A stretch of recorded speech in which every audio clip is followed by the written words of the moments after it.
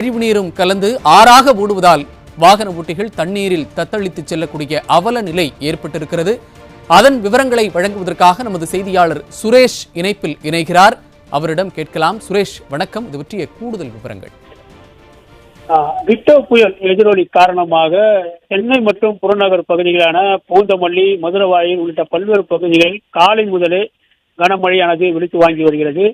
இதன் காரணமாக சென்னேரிக்குப்பத்தில் இருந்து ஆவடி செல்லக்கூடிய இந்த பிரதான சாலை முழுவதும் மழைநீர் குளம் போல் தேங்கி இருப்பதால் வாகன ஓட்டிகள் இந்த சாலையை பயன்படுத்துவதில் கடும் சிரமம் அடைந்து வருகின்றனர்.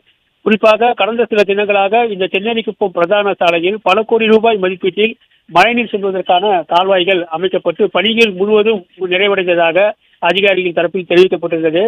ஆனால் தற்போது பெய்த இந்த காலை முதல் பெய்து வரும் இந்த கனமழை காரணமாக மழைநீர் செல்ல வழி இல்லாமல் இந்த மழைநீர் கால்வாயில் செல்லக்கூடிய இந்த கழிவு நீருடனும் மழைநீரும் கலந்து சுமார் 1 கிலோமீட்டர் தூரம் அளவுக்கும் சாலையில் ஆங்காங்கே கழிவு நீர் தேங்கி இருப்பதால் அந்த பகுதி முழுவதும் கடும் துர்நாற்றம் வீசி வருகிறது.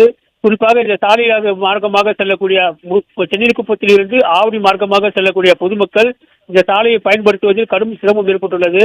தொடர்ந்து சுமார் 2 கிலோமீட்டர் தூரம் வரை வாகனங்கள் ஆங்காங்கே அணிவகுத்திருப்பதால் கடும் போக்குவரத்து நெரிசலானது இந்த பகுதியில் ஏற்பட்டுள்ளது.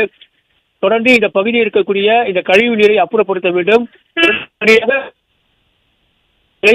சீரமைத்து தர வேண்டும் என வாகன ஓட்டிகள் கோரிக்கை விடுத்துள்ளனர். தற்போது இதே சூழ்நிலை நிலை வருவதால் இந்த பகுதியில் ஒரு அசாதாரண சூழ்நிலையை ஏற்பட்டு வருகிறது என்பது குறிப்பிடத்தக்கது. இணைப்பில் வந்து விவரங்களை வழங்கியமைக்கு நன்றி சுரேஷ்.